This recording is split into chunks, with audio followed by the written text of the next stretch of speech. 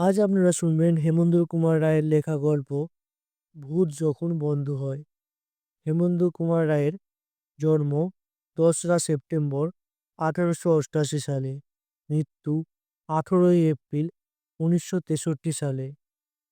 এই গল্পটি হেমন্ত কুমার রায়ের ভৌতিক সমগ্র বইটি থেকে নেওয়া হয়েছে। ভূতেরা বন্ধু হয় এমন কথা ভাবতেও অবাক লাগে। আমাদের ছোট থেকে একটা ধারণা বদ্ধমূল যে ভূত মানেই মানুষের শত্রু। আমরা অনেক গল্প দেখেছি ভূত কেমন করে তার প্রতিহিংসা গ্রহণ করে, কেমন করে তার জীবিতকালের শত্রুকে মৃত্যুর পর তাকে আত্মহত্যা করতে বাধ্য করে। কিন্তু এর ব্যতিক্রমও আছে। একটি গল্পে তার সামান্য দৃষ্টান্ত আছে। রণক্ষেত্রের এক মৃত সৈনিকের ভূত, যেখানে সিরাজকে যুদ্ধে ঝাঁপিয়ে পড়তে নির্দেশ দিয়েছিল এবং সেই যুদ্ধে সিরাজের জয় হবে এমনই ভবিষ্যৎবাণী করেছিল। পরম বন্ধুর মতো ভূত সেখানে ভূতের সন্ধান দেখিয়েছে। আমাদের এবারের গল্প আরেক বন্ধু ভূতের। ভূত এখানে পরম হিতৈষীর মতো এক নরপতিকে ইঙ্গিত দিয়েছে তার আসন্ন বিপদে। যদিও সে রাজাকে বিপদের হাত থেকে বাঁচাতে পারেনি, তবুও তার উপদেশ মতো কাজ করে রাজা সাময়িক অব্যাহতি পেয়েছিলেন। কিন্তু ভূমিতব্যের হাত থেকে রাজা শেষ পর্যন্ত নিষ্কৃতি পাননি। কেই বা পায়? তখন ইংল্যান্ডের রাজা প্রথম চার্লস। চার্লসের রাজত্বকাল বেশ অশান্তিটি কেটেছিল। এর কারণ চার্লসের রাজনীতি। চার্লস মনে করতেন রাজা ঈশ্বরের প্রতিভূ। ঈশ্বরই রাজাকে প্রেরণ করেন এবং রাজাই পারেন ঈশ্বরের বিধানের মতো রাজ্য শাসন করতে। চার্লস তার সংস্কারে ছিলেন ভীষণ একগুঁয়ে। ধর্মীয় বিশ্বাস নিয়ে তিনি গির্জা প্রভৃতির মাধ্যমে রাজকীয় আড়ম্বর আনতে চেয়েছিলেন। গির্জা ইত্যাদি ধর্মীয় স্থানে রাজকীয় আসবাব এবং বিলাসবহুল সামগ্রী যোগান দিতে গিয়ে বহু অর্থের প্রয়োজন হয়ে পড়ল। অর্থের সংকুলান করতে গিয়ে চার্লসকে নিত্য নতুন কর চাপাতে হলো রাজকোষ ভর্তি করার জন্য। কর ভারে পীড়িত মানুষ তখন প্রায় ক্ষেপে গেল। কমনোর সভাও ছিল এর বিরোধী। তারা চিৎকার করে জানালো রাজার প্রবর্তিত এই করনীতি বেআইনি। ফলে রাজার সঙ্গে কমনোর সভার লাগলো বিরোধ। ১৬২৯ সালে চার্লস তার রাজ্যসভা ভেঙে দিয়েছিলেন। তারপর রাজ্যসভা ছাড়াই ১১ বছর তিনি নিজের খুশি মতো রাজত্ব চালালেন। রাজকীয় অত্যাচারে সাধারণ মানুষ বিবৃত হয়ে উঠল। দেশের চারদিকের মানুষ, বিশেষ করে পিউরিটান গোষ্ঠীর লোকেরা বিদ্রোহী হয়ে উঠল। কারণ রাজার ধর্মীয় সংস্কার পিউরিটান গোষ্ঠীর বিরুদ্ধেই কার্যকরী হয়েছিল। এছাড়াও আমদানিকৃত জিনিসের ওপর প্রচুর শুল্ক চাপানোর ফলে ব্যবসায়ী মহলও হয়েছিল ক্ষুব্ধ। বলপূর্বক ঋণদান সাধারণ মানুষের রাগের আরও একটি কারণ হয়ে উঠল। দেশের চারিদিকে যখন বিক্ষোভ ভয়ঙ্কর আকার ধারণ করল, তখন রাজা বাধ্য হলেন আবার রাজ্যসভার অধিবেশন ডাকতে। রাজার ধর্মীয় নীতির বিরুদ্ধে এই বিদ্রোহের পুরোধাই ছিল স্কটল্যান্ডবাসীরা। বিদ্রোহ যখন চূড়ান্ত পর্যায়ে পৌঁছল, তখন চার্লস বাধ্য হলেন রাজ্যসভার অধিবেশন ডাকতে। অবশেষে ১৬৪০ সালে যে পার্লামেন্টের অধিবেশন বসল, সেই অধিবেশনের সদস্যরা একযোগে রাজাকে নমনীয় না হলে তাকে কোনোভাবেই সাহায্য করবে না এমন কথাও জানিয়ে দিল। কিন্তু চার্লস ছিলেন বরাবরই একগুঁয়ে এবং দাম্ভিক। তিনি সদস্যদের স্পর্ধা মেনে নিতে পারলেন না এবং রাজ্যসভা সঙ্গে সঙ্গেই ভেঙে দিলেন। স্কটল্যান্ডের বিদ্রোহীরাও রাজার এই স্বেচ্ছাচারিতা মেনে নিলেন না। তারা একযোগে বিশৃঙ্খলা অবস্থা সৃষ্টি করে রাজাকে ব্যতিব্যস্ত করে তুলল। ফলে চার্লস বাধ্য হলেন আবার পার্লামেন্ট ডাকতে। এই পার্লামেন্ট অবস্থা দীর্ঘস্থায়ী হয়েছিল ১৬৪০ সাল থেকে ১৬৫৩ সাল পর্যন্ত। ইংল্যান্ডের ইতিহাসে এই পার্লামেন্টের গুরুত্ব অনেকখানি। এই পার্লামেন্ট অনেক প্রয়োজনীয় পরিবর্তন করতেও সক্ষম হয়েছিল। যাই হোক, আমাদের লক্ষ্য ইংল্যান্ডের পার্লামেন্টের বা চার্লসের ইতিহাস নয়। ঐতিহাসিক এক প্রেত কিভাবে প্রথম চার্লসকে তার বিপদের আভাস দিয়েছিল, এই কাহিনীর গল্প নিয়েই। চার্লসের জীবনের দুরবস্থার কথা বলার কারণ তার আত্মম্ভীরতা এবং অবিবেচকতা এবং তার ধর্মান্ততাই যে তার শোচনীয় পরিণতি ঘটিয়েছে, এইটুকু বোঝার সুবিধে হবে বলেই এই ইতিহাস। পার্লামেন্টের সঙ্গে রাজার বিরোধের অনেক কিছুই মীমাংসা হলেও একটা ব্যাপারে দ্বন্দ্ব প্রবল হয়ে উঠল। পার্লামেন্ট চেয়েছিল বিশপের ক্ষমতা হ্রাস করতে। আমাদের দেশে যেমন পুরোহিতদের অত্যাচারে সাধারণ মানুষ, বিশেষ করে নিজ জাতির লোকেরা চিরকালই অত্যাচারিত হয়েছে, ঠিক সেই রকমই চার্লসের আমলে বিশপদের একচেটিয়া ক্ষমতা সাধারণ মানুষকে ক্ষতিগ্রস্ত করত। বিশপরা ছিলেন রাজার হাতের পুতুল, আর ধর্মের নামে বিশপরা রাজার ইচ্ছেকে যেমন খুশি তেমনভাবে চালিয়ে দিতেন। তাই রাজা বিশপের ক্ষমতা হ্রাস করতে চাইলেন না কিছুতেই। অবশ্য পার্লামেন্টের অনেক সদস্যই রাজার পক্ষ মত দিল, তার মধ্যে আবার অনেকে মনে করলেন রাজার ক্ষমতা নষ্ট করে পার্লামেন্টের ক্ষমতা বাড়ানো দেশের পক্ষে খুবই বিপজ্জনক। আবার পার্লামেন্ট বাদ দিয়ে রাজাকে একাধিপত্য দেওয়াও অন্তত কুফলদায়ক। এর ফলে দুভাগে বিভক্ত হয়ে গেল সমস্ত সৈন্যদল। ১৬৪২ সালে রাজা তৈরি করলেন নিজস্ব সেনাবাহিনী। পার্লামেন্টও বসেছিল না, তারা তৈরি করলো নিজেদের বাহিনী। শুরু হলো গৃহযুদ্ধ। এই ছিলেন রণাঙ্গনে মুখোমুখি হলো দুপক্ষ। পার্লামেন্টের বাহিনীর অধিনায়ক ছিলেন অলিভার ক্রমওয়েল।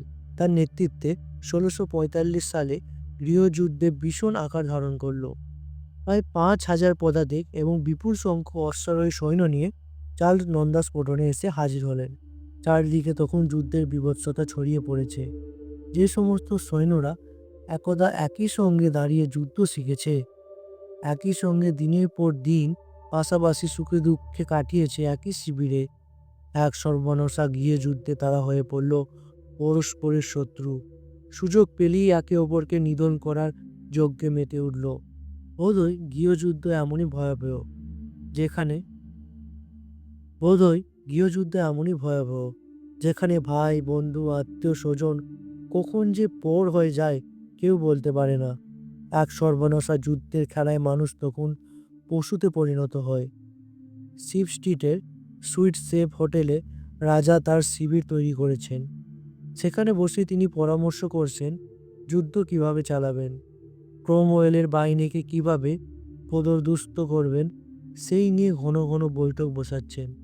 ভবিষ্যৎ রণনীতি কী হবে তা নিয়েও বেশ সময় অতিবাহিত হয়েছে। তারপর সভা শেষে রাজা গেলেন শুতে। মানসিক এবং দৈহিক দুভাবেই রাজা তখন ক্লান্ত। বিছানায় শোবার সঙ্গে সঙ্গে ঘুমে তার চোখের দুপাতা জুড়ে এলো। কতক্ষণ ঘুমিয়েছিলেন তা জানে না। হঠাৎ একটা অস্পষ্ট খসখসে আওয়াজে তার ঘুম ভেঙে গেল। প্রথমটা তিনি তেমন কিছু বুঝতে পারলেন না। আসলে তখনও তার ঘুমের রেশ কাটেনি। চোখে তন্দ্রাও লেগে আছে। এর মধ্যে প্রায় অন্ধকার ঘরে শুনতে পেলেন কে যেন ঘরের চারপাশে ঘুরে বেড়াচ্ছে। যুদ্ধের সময় গোপনে তার ঘরে শত্রুপক্ষের কারো আসার বিচিত্র নয়। বিছানার পাশে রাখা নিজের তরোয়ালটা নিমেষের মধ্যেই টেনে নিলেন। তারপর মনে সাহস এনে জিজ্ঞাসা করলেন, কে কে তুমি? এত রাতে আমার ঘরে কি করতে এসেছো? রাজা যেন হাওয়ার সঙ্গে কথা বললেন, কারণ কেউই তার প্রশ্নের কোনো উত্তর দিল না। কিন্তু স্পষ্ট বোঝা গেল কে যেন তার শয্যার চারিপাশে হেঁটে বেড়াচ্ছে। আর সুযোগ দেওয়া সমীচীন নয় ভেবে রাজা তলোয়ার নিয়ে বিছানায় উঠে বসলেন। আওয়াজটা কেমন যেন ফ্যাঁসফেঁসে আর হিসহিসে ধরনের। রাজা অধৈর্য হয়ে আবার জিজ্ঞাসা করলেন, কে তুমি? কি বলতে চাইছো এত রাতে আমার ঘরে এসে? আবার সেই হিসহিসে শব্দ। এবারও রহস্যময় কিন্তু খানিকটা স্পষ্ট। রাজা কান পেতে শব্দটার মানে বুঝতে চাইলেন। আগন্তুক হঠাৎ তার সামনে এসে দাঁড়িয়ে পড়ল। লোকটাকে চক্ষুষ দেখা যাচ্ছিল না, কিন্তু একটা অশরীরী উপস্থিতি তিনি ঠিকই টের পাচ্ছিলেন। আবার হিসিস শব্দ হতেই রাজা স্পষ্ট শুনতে পেলেন এই ছায়া ছায়া মূর্তি বলছে, আমাকে চিনতে পারছো না রাজা? আমি তোমার বন্ধু। বন্ধু? কিন্তু কে বন্ধু? কি তোমার নাম? বন্ধুই হবে যদি, তাহলে আলোটা জ্বালাও, সামনে এসে দেখা দাও। রাজা বোধহয় আলো জ্বালাবার জন্য উঠতে যাচ্ছিলেন, কিন্তু সেই ছায়ামূর্তি বাধা দিলেন। আলো জ্বালিও না, আলো জ্বালালে আমি এখানে থাকতে পারবো না। বেশ, আলো জ্বালাবো না, কিন্তু তোমার পরিচয় দাও। আমি স্ট্যাফোর্ড। স্ট্যাফোর্ড? কি আশ্চর্য, সে তো অনেক দিন আগেই মারা গেছে। হ্যাঁ, তোমার জন্যই আমি মারা গিয়েছিলাম। জীবিতকালে আমি সর্বদাই তোমার বন্ধু ছিলাম, সর্বদাই তোমাকে আমি সুপরামর্শ দিতাম। আমি তো সে কথা অস্বীকার করিনি, চারিদিকে আমার অনেক শত্রুর মধ্যে তুমিই ছিলে আমার যথার্থ বন্ধু। রাজ পরিবারের জন্য তোমার আত্মত্যাগ আমি ভুলিনি বন্ধু। চার্লস, তোমার নিশ্চয়ই মনে আছে, তোমার রাজতন্ত্রের নীতি প্রতিষ্ঠার জন্য যারা যারা আত্মত্যাগ করেছে তাদের মধ্যে আমি সর্বপ্রথম প্রাণ দিই। যতদিন বাঁচব সে কথা আমি মনে রাখব। এই যুদ্ধে জয়লাভ করলে তোমার জন্য আমি স্মৃতিসৌধ স্থাপন করব বন্ধু, রাজকীয় মর্যাদায়। কিন্তু বলেই হঠাৎ স্টাফোর্ড চুপ করে গেল। তারপর বেশ কিছুক্ষণ আর শব্দ নেই। রাজা অধৈর্য হয়ে পড়ছেন। তিনি জিজ্ঞাসা করলেন, কিন্তু কি? তুমি চুপ করে গেল কেন বন্ধু? বলো, তুমি কি বলতে চাইছিলে? আবার ধীরে ধীরে সেই ফ্যাঁসফ্যাঁসে আওয়াজটা ভেসে এলো। জীবিত অবস্থায় আমি তেমন তোমার বন্ধু ছিলাম, মৃত্যুর পরও প্রেতাত্মা হয়েও আমি তোমার বন্ধুই আছি। তুমি একটু আগে বলেছিলে না, তোমার জন্য স্মৃতিসৌধ স্থাপন করে দেব। রাজা, তুমি আর কোনোদিনও যে সুযোগ পাবে না। রাজা যেন আর্তনাদ করে উঠলেন। কি বলছো স্ট্যাফোর্ড? হ্যাঁ, ঠিকই বলছি। স্থূল দেহে তোমার যা দেখতে পাও না, সূক্ষ্ম দেহে আমরা ভূত, ভবিষ্যৎ, বর্তমান সব কিছুই দেখতে পাই। আমি তোমার বন্ধু হিসেবেই তোমাকে বারণ করতে এসেছি। এই যুদ্ধ বন্ধ করো। না না, তা হয় না। আমি রাজা চার্লস, ঈশ্বরের প্রত্যক্ষ প্রতিনিধি। আমার শরীরে রাজরক্ত বইছে। সামান্য এক ক্রোমওয়েলের দম্ভ আমি সহ্য করব না। তাকে আমি ধ্বংস করে ছাড়ব। পারবে না বন্ধু, তুমি তা পারবে না। আর কোনোদিনও তোমার পক্ষে তোমার প্রবর্তিত রাজতন্ত্র প্রতিষ্ঠিত হবে না। মৃত্যুর পর আমি জেনেছি একনায়কতন্ত্রের দিন ফুরিয়ে আসছে। ক্রোমওয়েলের সাধারণ মানুষের প্রতিনিধি। ওকে হারানো তোমার পক্ষে সম্ভব নয়। আমি তোমাকে এও বলে রাখছি, জীবনে আর কোনোদিনও তোমার যুদ্ধে তুমি জয়লাভ করতে পারবে না। তারপর সেসব কিছুই মীমাংসা করে নাও। কথাগুলো বলি লর্ড স্ট্যাফোর্ডের ভূত যেন হাওয়ায় মিলিয়ে গেল। এরপর রাজা শূন্য বিছানায় অনেকক্ষণ একা একা বসে রইলেন। একটু আগে সব কিছুই ভালোভাবে তলিয়ে দেখলেন। তারপর হঠাৎ তার মনে হলো এই ছবি অলীক এবং দুঃস্বপ্ন। মুখে চোখে ঠান্ডা জল দিয়ে আবার তিনি শুয়ে পড়লেন। সেই রাতেই বোধহয়, ভোর রাতেই আবার স্ট্যাফোর্ডের আত্মা তাকে দেখা দিল। পূর্বের কথাগুলি আবারও তাকে জানিয়ে সাবধান করে দিল। এবার আর রাজার দুঃস্বপ্ন বলে এড়িয়ে দিতে পারলেন না। তিনি ঠিক করলেন স্ট্যাফোর্ডের আত্মার উপদেশ গ্রহণ করবেন। তিনি আর যুদ্ধে অগ্রসর হলেন না। ১৬৪৫-এর ১৪ই জুন জেসবিতে ক্রমওয়েলের বাহিনীর কাছে চার্লস প্রচণ্ডভাবে পরাজিত হলেন।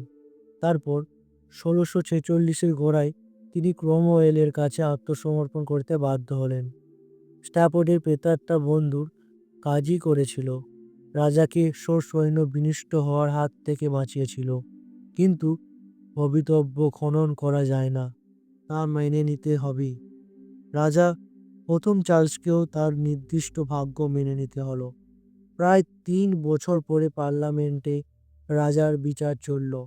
বিচারের শেষে রাজাকে পার্লামেন্টে চুক্তিবদ্ধ হবার নির্দেশ দিল, কিন্তু রাজরক্তের দম্ভ কাটিয়ে উঠতে পারলেন না চার্লস।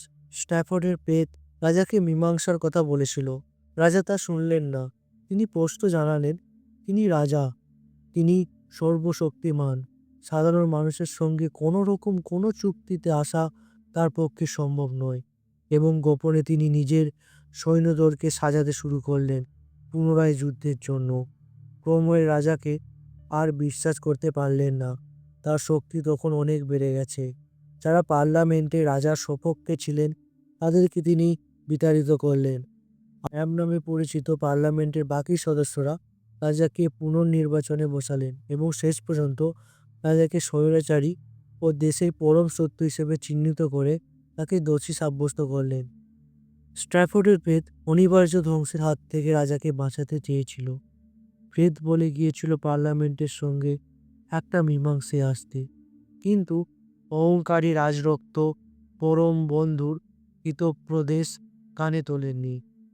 তাহলে হয়তো ইতিহাসের ধারাটাই পাল্টে যেত। হয়তো অন্য কিছু হতো। আজ আপনারা শুনলেন হেমন্ত কুমার রায়ের লেখা গল্প ভূত যখন বন্ধু হয়। গল্পটি ভালো লেগে থাকলে লাইক করুন, চ্যানেলটি সাবস্ক্রাইব করুন এবং আমাদের পাশে থাকুন। দেখা হবে পরবর্তী ভিডিওতে।